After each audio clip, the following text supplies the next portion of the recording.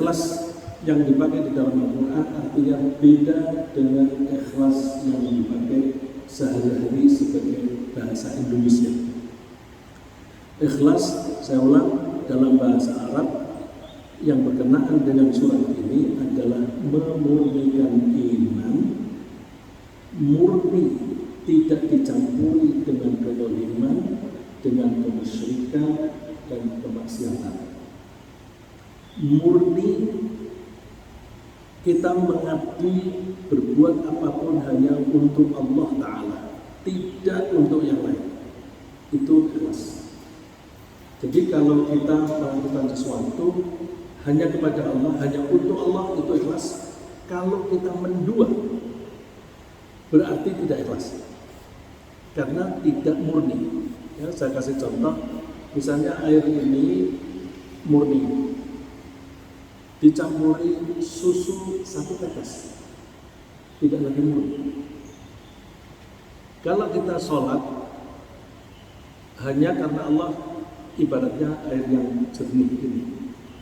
Tapi kalau ada pamer, aku sholat biar dipuji, aku sholat biar dipilih untuk menjadi gubernur dan sebagainya, maka itu menetesi air yang jernih itu dengan sesuatu yang kotor atau sesuatu yang lain, tidak murni lagi. Bahasa kebalikan dari ikhlas adalah merangkap atau mendua. Merangkap itu sama bahasa Inggrisnya apa? Sharing, di-share.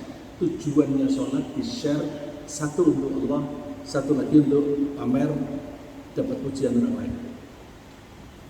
Bahasa lain, sharing, bahasa Arabnya syirkah. Perusahaan yang dimiliki oleh lebih dari satu orang itu syirkah, karena dia join. Nah, sholat kalau diniati yang untuk Allah, yang untuk orang banyak, atau untuk diri sendiri, itu sudah syirkah. Syirkah sama dengan syirik. Jadi hati-hati kita di dalam beriman, kita jaga tetap ikhlas. Yang seringkali kita tidak merasa sharingnya atau syirkahnya itu tidak dengan orang lain, tetapi dengan kepentingan diri sendiri. Saya sering menyebut, kenapa engkau puasa Senin Kemis? Satu, untuk mendapatkan pahala dari Allah, supaya Allah ridho kepada saya, lalu Allah memberi saya pahala. Itu niatnya karena Allah. Kalau didobeli, saya pakai istilah dobel, bahwa satu itu, nomor 2, biar aku tetap langsing. Tetap langsing, yang langsing saya. Berarti yang satu untuk Allah, yang satu untuk saya. Jadi ini syirkah, tapi menyamakan dirinya sejajar dengan Allah di dalam tujuan. Tujuan apapun harus karena Allah. Nikah harus karena Allah. Hijrah, dulu kita tinggal di luar Jakarta, kemudian datang di Jakarta. Tujuannya apa? Kalau tujuannya untuk mencari ridho Allah, yaitu ikhlas. Tapi kalau ya satu untuk mencari ridho Allah, yang kedua biar ekonomiku membaik, itu berarti mendua. Ya, jadi hijrah itu contohnya hadis yang dikutip oleh Umar bin Khattab, bahwa orang yang hijrahnya kepada berjalan tujuan Allah dan Rasulnya, maka dia akan mendapatkan Allah dan Rasulnya, artinya mendapatkan ridho Allah, dapat pahala dari Allah, dan juga ridho dari Nabi Muhammad SAW. Kemudian diberi contoh, wa man kana hijratuhu ila dunya yusibuha aw imra'atin yankihuha fa hijratuhu ila ma hajara ilaih. Siapa yang hijrahnya itu untuk kepentingan dunia yang dia peroleh atau untuk kepentingan wanita yang dia nikahi, maka hijrahnya yaitu. Jadi oleh karena itu kita belajar surat Al-Ikhlas dengan harapan bahwa nanti kita makin hari makin memurnikan niat kita, tujuan kita hanya untuk Allah Subhanahu wa Ta'ala. Surat ini sangat erat kaitannya dengan surat-surat sebelum dan sesudahnya. Surat sesudahnya yaitu Qul a'udzu birabbil falaq, Qul a'udzu birabbin nas dan Al-Fatihah. Kemarin sudah kita singgung bahwa di dalam surat Al-Fatihah kita dianjurkan iyyaka na'budu wa iyyaka nasta'in. Kita menyembah hanya kepada Allah dan kita minta pertolongan hanya kepada Allah. Untuk melaksanakan itu maka kita harus atau dianjurkan mohon perlindungan kepada Allah terhadap gangguan dari dalam maupun gangguan dari luar, yaitu Qul a'udzu birabbin nas dan Qul a'udzu birabbil falaq. Isi Qul huwallahu ahad kurang lebih serupa dengan iyyaka na'budu wa iyyaka nasta'in. Kalau ada orang yang tidak mengikuti ajaran ikhlas, yaitu mengabdi hanya kepada Allah dan menggantungkan dirinya kepada Allah, maka dia akan celaka seperti celakanya Abu Lahab. Surat sebelum Al-Ikhlas kan tabbat yada Abi Lahab wa tab, bakal celaka Abu Lahab, dan memang celaka dia. Itu contohnya karena Abu Lahab tidak mau mengesahkan Allah, maka dia celaka hidupnya. Mudah-mudahan kita dihindarkan dari penyakit ingkar kepada Allah, apalagi seperti Abu Lahab. Baik, Qul huwallahu ahad. Saya baca dulu. A'udzu billahi minasyaitonir rajim. Bismillahirrahmanirrahim. Qul huwallahu ahad. Allahus samad. Lam yalid wa lam yulad wa lam yakul lahu kufuwan ahad. Hanya 4 ayat. Surat ini diturunkannya di Makkah. Makkiyah. Disebut Makkiyah bila ada surat atau ayat dari Al-Quran yang diturunkan oleh Allah kepada Rasulnya sebelum hijrah. Jadi kalau turunnya sebelum hijrahnya Rasulullah SAW dari Makkah ke Madinah, maka disebut Makkiyah. Tapi kalau diturunkannya setelah hijrah disebut Madaniyah. Madaniyah dari kata Madinah. Meskipun satu ayat atau satu surat diturunkan di Mekah, tempatnya di Mekah, tetapi kalau waktunya setelah hijrah itu tetap disebut Madaniyah meskipun turunnya di Mekah. Yaitu contohnya ayat yang mengandung al-yauma akmaltu lakum dinakum wa atmamtu alaikum ni'mati dan seterusnya. Itu turun di Makkah, dan ada yang mengatakan turunnya di Mina. Mina itu bagian dari Makkah. Maka ayat itu disebut Madaniyah karena turunnya setelah hijrah. Bahkan hanya beberapa bulan menjelang wafatnya Rasulullah SAW. Al-Ikhlas ini turun di Makkah dan sebelum hijrah. Berarti jelas-jelas itu Makkiyah. Kapan surat Al-Ikhlas ini turun? Ada beberapa versi hadis, tapi miripnya begini. Ada yang mengatakan bahwa orang-orang Quraisy bertanya. Ada yang mengatakan orang-orang musyrik bertanya. Orang-orang Quraisy itu saat itu musyrik, dan juga orang musyrik itu orang Quraisy. Jadi dua versi hadis ini sama. Jadi kadang-kadang hadis itu kata yang bercerita beda orang ada yang tekanannya pada sukunya, ada yang tekanannya pada kemusyrikannya. Apakah itu orang Quraisy atau orang musyrik yang diceritakan itu? Oleh Ubay bin Ka'ab dikatakan bahwa mereka bertanya unsub lana rabbak. Tolong Muhammad, berilah sifat-sifat tentang Tuhanmu. Tuhanmu itu kayak apa? Mereka bertanya seperti itu wajar, karena orang-orang musyrik pada saat itu di samping menyembah Allah, mereka juga menyembah berhala. Berhala pada umumnya dibuat dari batu saat itu. Ya. Tentu berhala bisa juga dibuat dari kayu. Konon ada satu cerita, salah satu di antara tokoh Quraisy yang begitu cintanya kepada berhala itu, ketika dia bepergian, dia membawa bekal makanan yang awet itu kurma. Lalu kurma itu dibentuk seperti berhala dengan maksud itu disembah. Tapi ketika sampai di jalan lapar, diambil satu. Jadi itu hanya dimakan sendiri. Nah, mereka bertanya, sifatilah Tuhanmu itu. Lalu turunlah wahyu itu, qul huwallahu ahad. Katakan bahwa Dia adalah Allah yang satu. Nah, dari pertanyaan itu nyambung jawabannya, qul, katakan Muhammad, huwa Dia. Kenapa dikatakan Dia?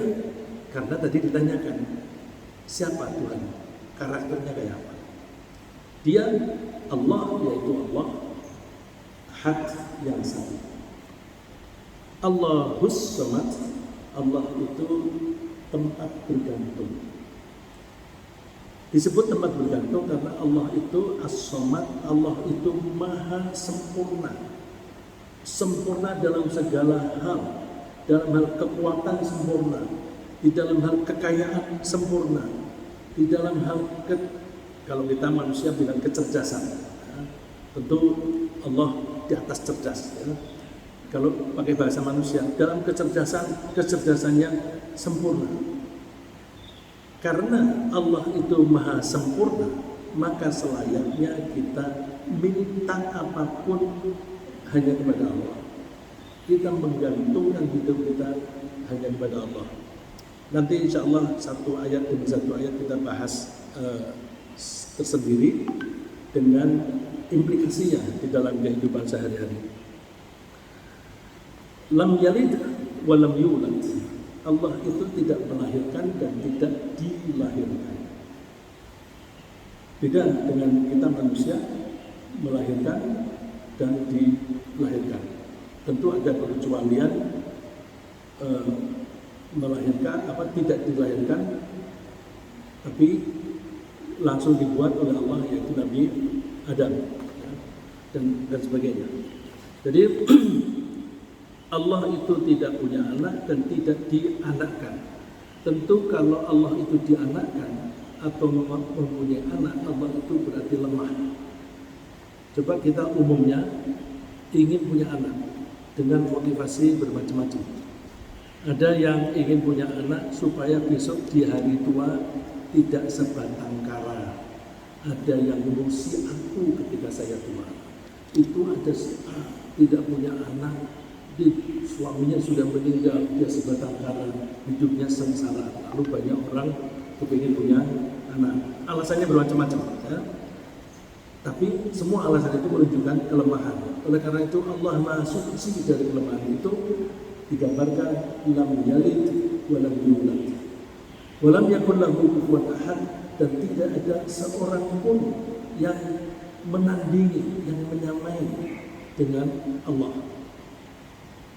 Walam yakun, dan tidak ada ahadun, seseorang, lahu kufuwan yang menyamai lahu kepadanya. Kemudian sesungguhnya menjadi walam yakun lahu kufuwan ahad. Saya lanjutkan. Banyak keutamaan untuk surat Al-Ikhlas ini. Antara lain Rasulullah SAW menyatakan bahwa orang yang suka kepada surat Al-Ikhlas, maka dia akan dicintai oleh Allah. Ceritanya, Ibu Aisyah radhiyallahu anha bercerita bahwa bahwa Rasulullah mengutus satu peleton tentara Jadi kalau ada utusan berupa tentara yang siap perang tetapi jumlahnya kecil, Rasulullah itu suka mengirim tentara jumlah kecil dan jumlah besar. Besar kalau memang musuhnya banyak, tapi kalau musuhnya itu ringan, biasanya dikirim satu peleton, beberapa orang saja. Satu peleton tentara itu namanya sariyah, sekelompok tentara. Terus ketika dia berada di sana, dia bersama-sama dengan tentara yang dia pimpin. Lalu karena dia kebetulan membacanya Al-Quran paling bagus, orang-orang minta diimami oleh komandannya tadi. Jadi komandan atau bukan, yang dipilih adalah yang bacaannya paling bagus. Tapi dia itu selalu membaca Qul Huwallahu Ahad dalam sholatnya. Membacanya begini. Setelah Al-Fatihah, terus membaca surat. Surat apa saja. Setelah baca surat, ditutup dengan surat Al-Ikhlas. Jadi misalnya seperti saya tadi baca Abasa wa Tawalla sampai dengan ulaika humul kafaratul fajara.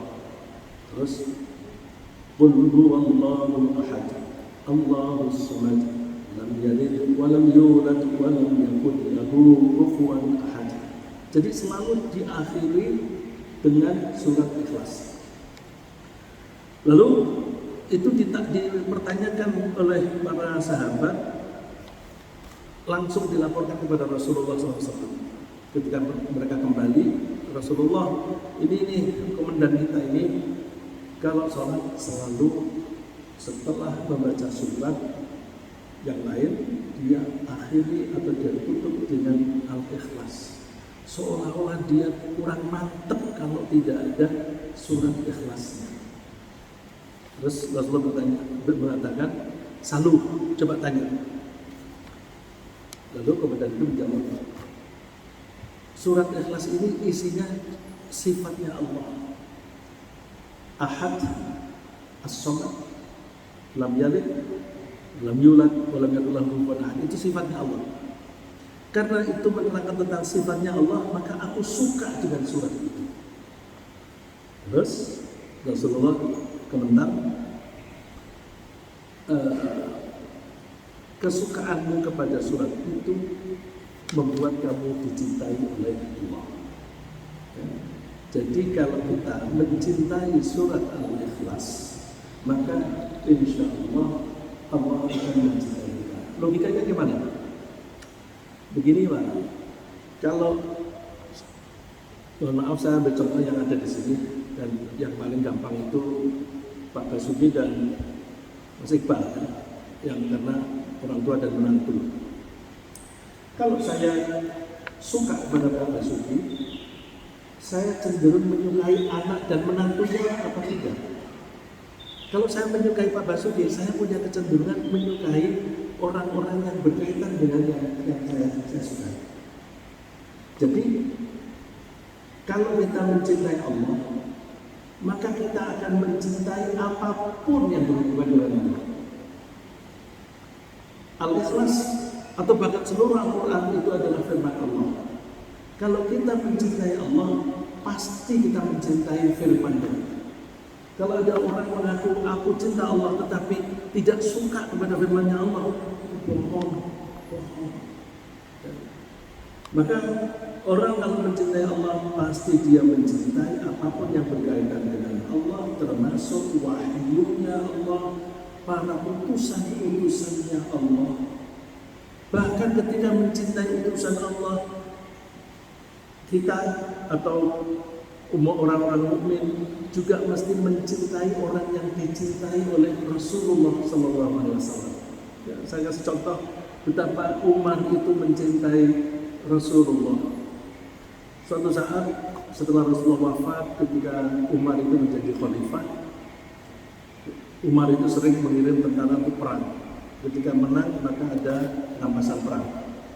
Nah, ketika ada rampasan perang, itu Umar membagi ghanimah atau rampasan perang itu kepada Zaid kepada anaknya Zaid, Usama, kepada Usama itu lebih banyak daripada kepada anaknya sendiri. Anaknya dia Abdullah bin Umar. Abdullah bin Umar. Ya, poin saya di komentarnya Umar. Kan Allah sangat mencintai Rasul dan Rasulnya sangat mencintai Zaid. Zaid itu yang kita tahu adalah asalnya budaknya Ibu Khadijah, lalu budak itu diberikan kepada Rasulullah SAW, lalu budak itu dimerdekakan dan bahkan diangkat menjadi anak angkat. Terus Zaid ini punya anak namanya Usama.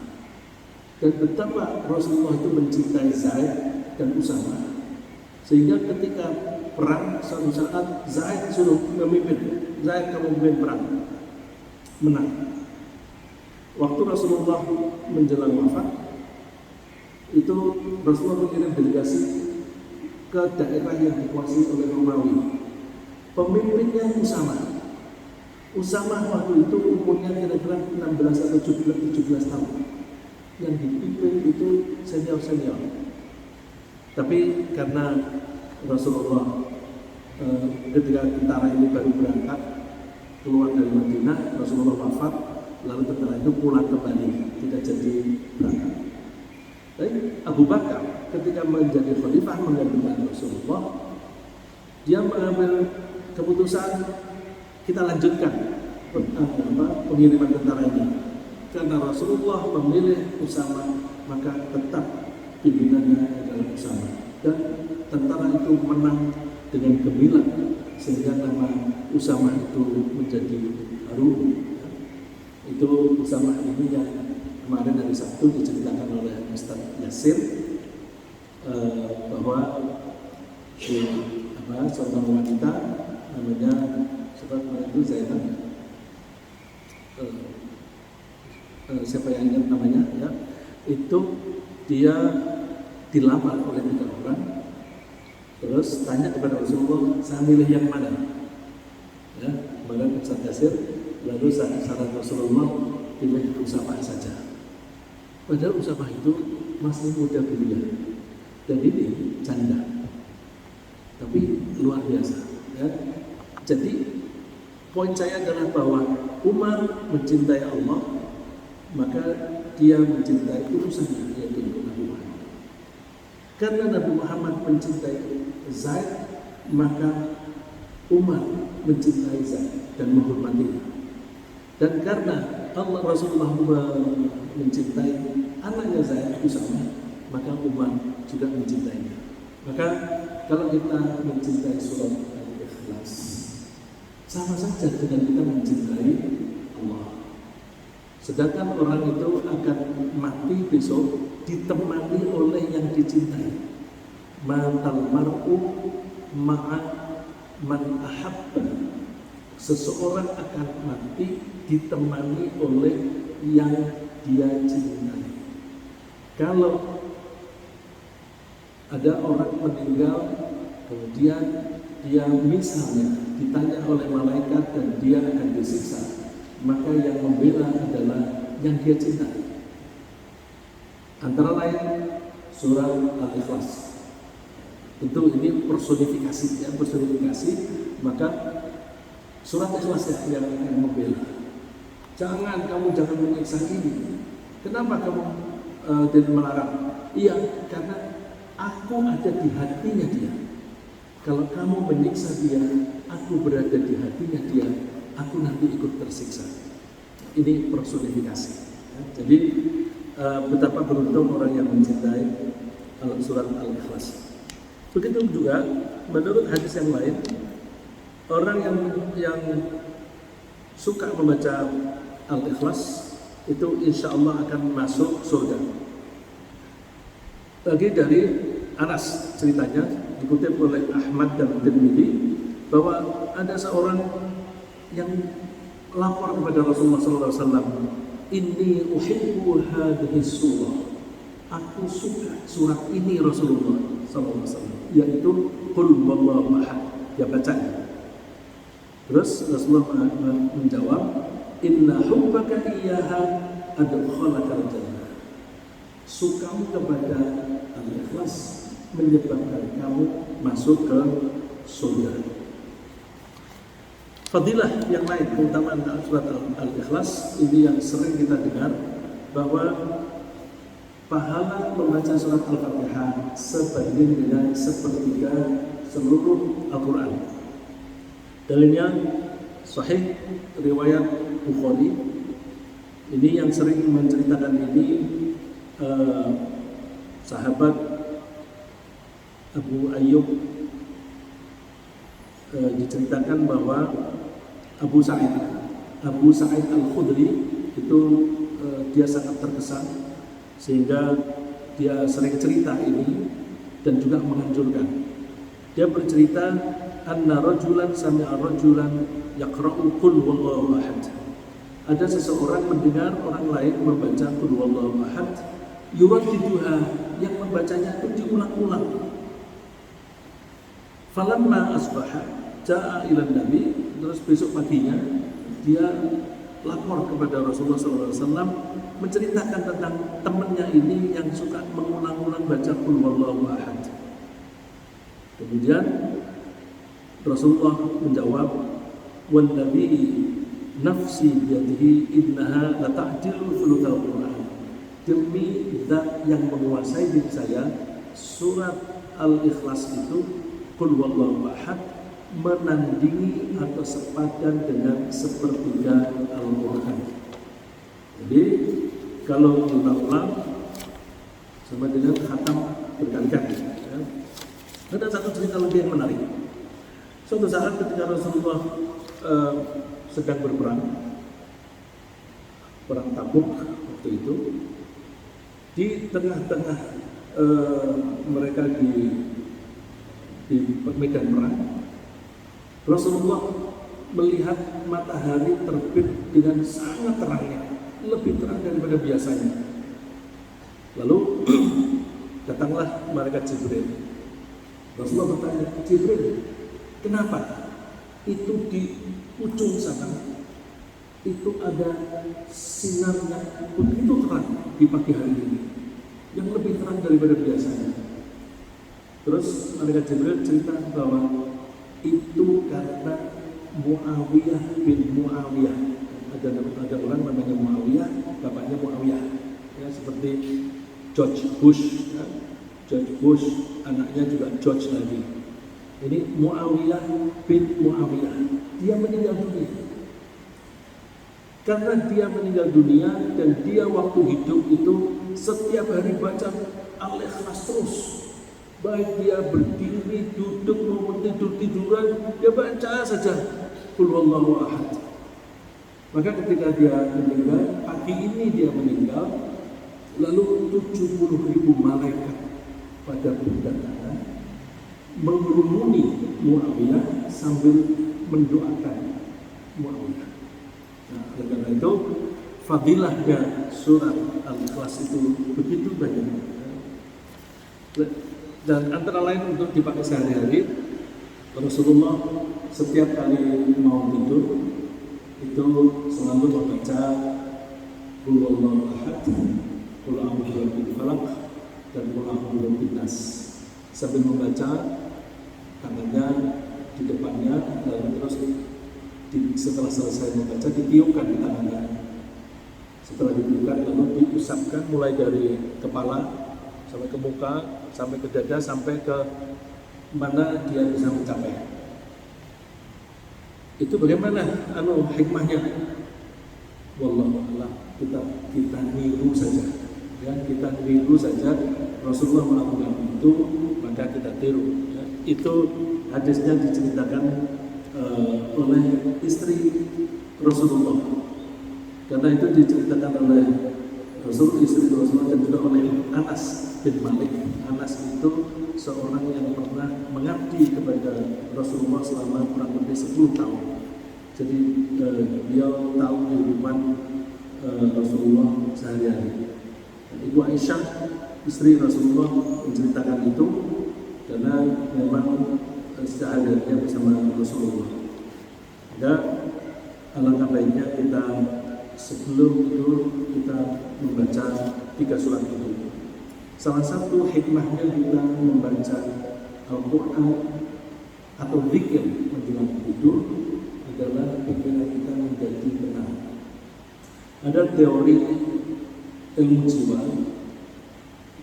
teori yang berdasarkan penelitian yang mereka lakukan, bahwa tidur itu bertingkat-tingkat.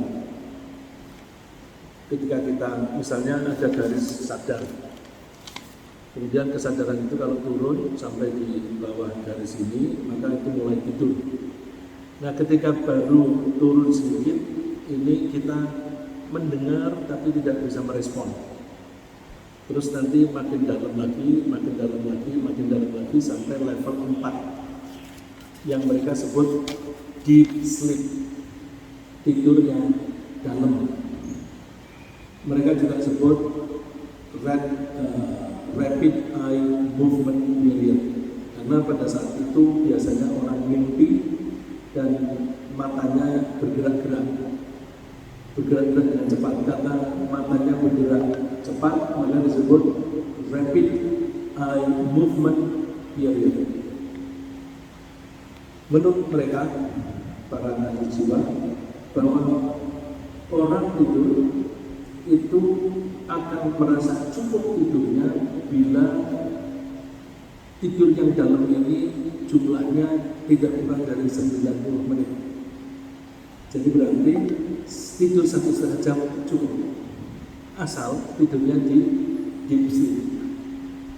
Kita tahu Rasulullah tidurnya sedikit, digambarkan di surat Muzammil, ya ayyuhal muzammil qumil laila illa qalila, sholatlah kamu waktu malam kecuali sedikit, jadi sisanya sedikit. Ya sedikit itulah Rasulullah tidur, tapi kok nggak pernah sakit. Berarti tidurnya itu bermutu. Nah, ini kita lihat lahiriah. Kalau batiniah itu Allah bisa mengatur, bisa memberi kekuatan kepada Rasulullah luar biasa. Nah, kita lihat yang lahiriah saja, bahwa berarti Rasulullah itu tidurnya betul-betul yang paling dalam, yang level 4. Kok bisa tidur? Kok bisa dalam begitu? Karena menjelang tidur itu zikir. Zikir itu membuat pikiran kita tenang, maka begitu tenang, masuk tidur langsung ke deep sleep. Nah, kalau tidurnya hanya 1,5 jam tapi di situ, maka sudah cukup puas kita. Bandingkan dengan orang yang marah-marah atau sedang benci pada seseorang, dia sulit tidur. Seandainya pun dia bisa tidur awal dan dia tidur 5 jam, dia tidak merasa puas dengan tidurnya. Karena apa? Tidurnya itu hanya di permukaan saja. Karena itu kita membaca zikir, terutama Al-Quran. Meskipun saya cerita tentang ilmu jiwa tadi, jangan pakai ilmu jiwanya, pakai hadisnya, ya, pakai hadisnya bahwa Rasulullah SAW mengajarkan kita untuk zikir, terutama membaca surat-surat pendek atau apa saja Al-Quran.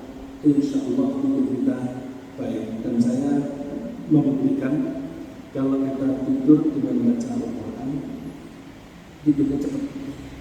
Jadi misalnya apa saja, kalau hafalnya tuh mulai dari Idza Jaa Nasrullah sampai An-Nas, ya udah itu aja dibaca. Tapi dibaca sambil dibaca di dalam hati, nggak usah diucapkan. Itu akan menjadi cepat. Dalam hati sampai kemudian kita tenang, terus kemudian tidur.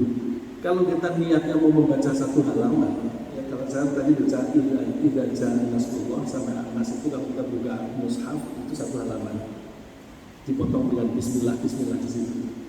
Mungkin belum sampai selesai sudah hilang kesadaran kita. Jadi kita biasakan zikir sebelum sholat, terutama zikir sebelum tidur, terutama surat-surat dari Al-Quran. Yang paling utama yang dilakukan oleh Rasulullah yaitu 3 surat terakhir tadi. Ya. Ada juga teori bahwa orang kalau sadar begini sedang aktif itu gelombang